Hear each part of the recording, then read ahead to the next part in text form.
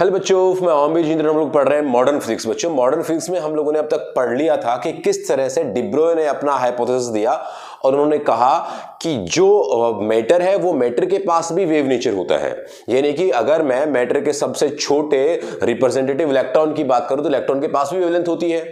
और उन्होंने अपने हाइपोथेसिस से और कैलकुलेशन से बताया कि जो इलेक्ट्रॉन की वेवलेंथ है, that electron wavelength is equal to lambda is equal to 12.7 upon root of V angstrom. ये उन्होंने फॉर्मूला बताया कि भाई इतना, ये जो रिजल्ट है that result is basically electron wavelength. जब इलेक्ट्रॉन चलता है तो इलेक्ट्रॉन की वेवलेंथ है ये। अब इस बात को उन्होंने हाइपोथेटिकल बता दिया, मतलब एक्सपेरिमेंटल इसका प्रूफ उस टाइम तक कोई नहीं था।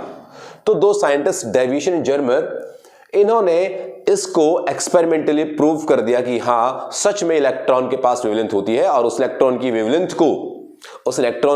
को हम कैलकुलेट करते हैं तो एग्जैक्ट वो जो इस फॉर्मूले से कैलकुलेशन होती है उसी फॉर्मूले के बराबर होती है। तो उन्होंने कैसे सोचा होगा? तो किसी भी चीज की वेवलेंथ, मतलब किसी भी चीज को वेव प्रूव करना सबसे पहले हमें आया था, तब हमने इंटरफेरेंस पैटर्न, डिफ्रैक्शन पैटर्न सीखा था।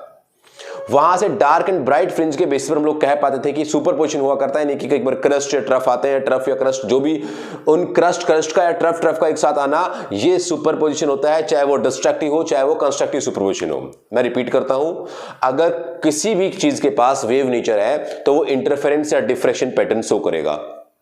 अगर इलेक्ट्रॉन के पास भी डी ब्रोई कह रहे थे कि वेव नेचर है तो उसे भी डिफ्रैक्शन पैटर्न, कहने का मतलब ये कि एक बारी अधिकता और एक बार कमी, यानी कि एक बार बहुत ज्यादा ब्राइटनेस या फिर एक बार बहुत ज्यादा कमी वहां पर आए तो हम कहेंगे कि उसने डिफ्रैक्शन पैटर्न या फिर इंटरफेरेंस पैटर्न शो किया। तो अब हम किस तरह से इस डिफ्रैक्शन पैटर्न को प्रूफ कराएं इलेक्ट्रॉन को यूज करके, ये बात डेविएशन जर्मर ने अपने एक एक्सपेरिमेंट में बताई थी। वो एक्सपेरिमेंट का डायग्राम और कैलकुलेशन यहां पे लिखी हुई है, तो आइए मैं इसको एक्सप्लेन करता हूं। उन्होंने क्या किया, एक फिलामेंट लेके एक इलेक्ट्रॉन गन बनाई, इलेक्ट्रॉन गन। अब इस इलेक्ट्रॉन गन से कंटिन्यूअसली इलेक्ट्रॉन निकलेंगे। यहां पर हमने एक बैटरी यूज करके पोटेंशियल अप्लाई किया इस एनोड के लिए, जो कि इसके इलेक्ट्रॉन को गाइडेड वे में आगे भेजने का काम करेगा। तो उन्होंने आगे एक निकल क्रिस्टल यूज किया। मैं रिपीट करता हूं, हमें क्या क्या चाहिए सुपरपोजिशन कराने के लिए। पहले मैं इसका पूरा कहानी सुनाता हूं तुम्हें। हमें क्या क्या चाहिए सुपरपोजिशन कराने के लिए, या फिर क्या क्या चाहिए हमें डिफ्रैक्शन पैटर्न या इंटरफेरेंस कराने के लिए। तो हमें सबसे पहले कोहेरेंट सोर्स चाहिए। कोहेरेंट सोर्स का मतलब है कि जिससे इलेक्ट्रॉन निकल के आए या जिससे लाइट निकल के आए वो सोर्स कोहेरेंट हो, उनका पेरेंट सोर्स एक ही हो, उसको हम कोहेरेंट सोर्स कहते हैं। तब वो कोहेरेंट सोर्स से इलेक्ट्रॉन निकल के आएंगे तो उस इलेक्ट्रॉन को डिटेक्ट करने के लिए हमारे पास डिटेक्टर चाहिए, जिससे हम लोग ये कह पाए कि यहां पर इलेक्ट्रॉन ज्यादा है, यहां पर इलेक्ट्रॉन कम आए, फिर इलेक्ट्रॉन ज्यादा है, फिर इलेक्ट्रॉन कम आए, यानी कि bright dark bright dark bright dark.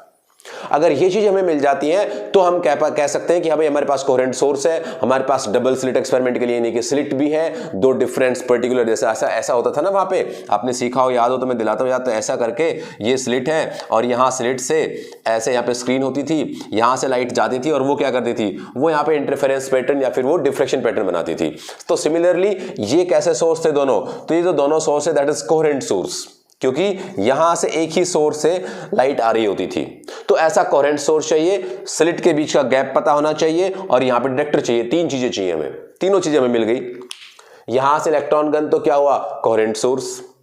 यहां पे हमने निकल क्रिस्टल यूज किया, तो निकल का हमने इसलिए यूज किया क्योंकि उसके जो एटम्स होते हैं वो एटम्स का जो साइज होता है वो थोड़ा बड़ा होता है, यानी कि हमें इंटरएटॉमिक जो डिस्टेंस है वो हम इजीली कैलकुलेट कर सकते हैं।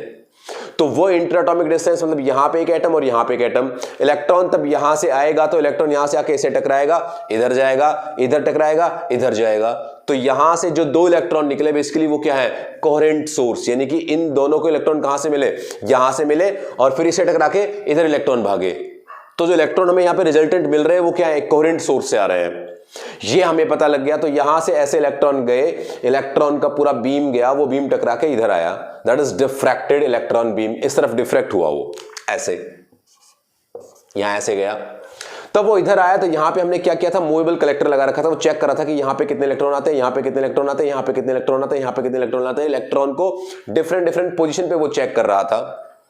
तो हमने देखा, हमने समझा कि भाई मान लीजिए ये फाई एंगल पर यहां से आते हैं इलेक्ट्रॉन्स, ऐसे जाके टकराए, इधर फाई एंगल पर आए, ये एंगल एक थीटा है, वो एक एंगल थीटा है। इन सब के कैलकुलेशन से यहां पे जो थीटा की वैल्यू आती है that theta is equal to 65 65 degree solve करके, और इस particular V is equal to 54 volt पर जो इसका कर्व बन रहा था, वो उसका कर्व बहुत ही अच्छा बन रहा था। क्या अच्छाई थी उसमें? तो उस अच्छाई को मैं आपको बताता हूं, जिसको हम लोग रेडियल डायग्राम से एक्सप्लेन करते हैं। कैसे? तो देखा हमने पहले कि स्टार्टिंग में जो रिजल्ट्स थे वो अच्छे नहीं थे, फिर हमने देखा कि ये 1 डिग्री 2 डिग्री 3 और ऐसे करते करते सारे के सारे 90 डिग्री पर इस तरीके से हमने डिवीजन कर लिया।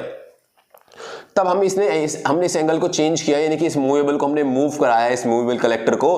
तो वहां से मैं देखा कि 1 डिग्री पर मान लीजिए इतने इलेक्ट्रॉन हैं, 2 पर इतने हैं, 3 पर इतने हैं, 4 पे इतने हैं, 5 पे इतने, 6 पे इतने, यानी कि हमें एक इस तरह की शार्प कर्व मिली कि भाई यहां पे क्या है? डार्क, यहां पे क्या है? फिर ब्राइट, फिर यहां पे क्या है? डार्क, फिर यहां पे क्या है? ब्राइट। और तब हमें ये रिजल्ट मिला।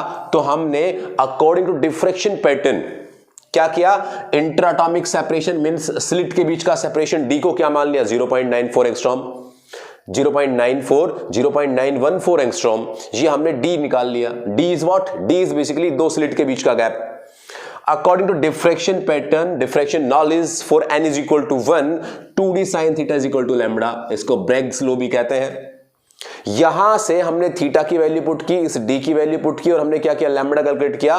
तो ये लैम्बडा यहां से इस एक्सपेरिमेंट के रिजल्ट से आया, दैट इज 1.65 एंगस्ट्रॉम। ये किस किस पर हुआ? तो ऐसा तब हुआ तब थीटा आपका 65 डिग्री था, और उस टाइम पे जो वोल्टेज थी दैट इज 54 वोल्ट। इस पर्टिकुलर वोल्टेज पर और इस एंगल पर इस तरह का हमें कर्व मिला था, और हमने वो सभी रिजल्ट यहां पे यूज करके लैम्बडा निकाला, दैट इज 1.65। पहले ही जो डिब्रोय अपना हाइपोथेसिस दे चुके थे, तो उस डिब्रोय हाइपोथेसिस के अकॉर्डिंग उसका फॉर्मूला था that is equal to lambda is equal to 12.7 upon root V angstrom. अब यहां से जब हम इसको सॉल्व करते हैं, इस v की वैल्यू पुट करते हैं, तो 12.7 upon root of 54 that must be is equal to 1.66 angstrom. तो ये जो नंबर है और ये जो नंबर है ये करीब करीब बराबर है, यानी कि उनके हाइपोथेसिस का रिजल्ट और यहां पे इस एक्सपेरिमेंट का रिजल्ट, ये दोनों रिजल्ट एक जैसे थे लगभग। तो हमने ऐसा मान लिया कि हाँ, जो डिब्रोय हाइपोथेसिस दे रहे हैं, जो डिब्रोय बातें कर रहे हैं कि यहां पर हम इलेक्ट्रॉन की वेवलेंथ निकाल सकते हैं और वो इतनी होगी, वो बात बिल्कुल सही है। ये डेविएशन इन जर्मर ने यहां पे एक्सप्लेन करके बताई, प्रूफ करके बताई। तो ये था उसका प्रूफ कि हाँ भाई, मैटर के पास भी हम लोग डेमोस्ट्रेट कर सकते हैं, हम लोग एक्सपेरिमेंट में बता सकते हैं कि मैटर के पास भी वेवलेंथ होती है, और हमने इलेक्ट्रॉन की वेवलेंथ कैलकुलेट की, इलेक्ट्रॉन की वेवलेंथ मिली। उसके रिजल्ट भी वो वेव वाले मिल रहे थे, ब्राइट डार्क वाले, यानी कि ज्यादा इलेक्ट्रॉन कम इलेक्ट्रॉन, ज्यादा इलेक्ट्रॉन कम इलेक्ट्रॉन, यानी कि यहां से डिफ्रेक्शन पैटर्न वो शो कर रहा था, वो दिखा रहा था। और जो डिफ्रेक्शन पैटर्न दिखाता है वो उसके पास क्या होता है? वेव नेचर होता है। इट मीन्स हम कह सकते हैं कि हाँ भाई, इलेक्ट्रॉन के पास भी वेव नेचर है, और उसकी वेवलेंथ कितनी है? ये उसकी वेवलेंथ है। जो मैटर वेव थी वो भी सही निकली, इसका मतलब। तो ये सारी बातें मिला जुला करके एक्सपेरिमेंटली ये प्रूव कर दिया गया कि भाई लाइट के पास डुअल नेचर है, डुअल नेचर ऑफ मैटर। उसके पास रेडियंस नेचर यानी कि वेव नेचर भी है, और उसके पास मेटेरियल नेचर यानी कि पार्टिकल नेचर भी है। तो तब से हम लोग ये डुअल नेचर स्टडी कर रहे हैं। तो इसमें बेस बहुत सारे क्वेश्चंस और इसके बहुत सारे बेसिकली मैं आपको बताऊंगा एग्जांपल्स क्या क्या होते हैं, किस तरीके के क्वेश्चन आपसे पूछे जाएंगे, वो क्वेश्चंस हम लोग डील करने वाले हैं नेक्स्ट लेक्चर में।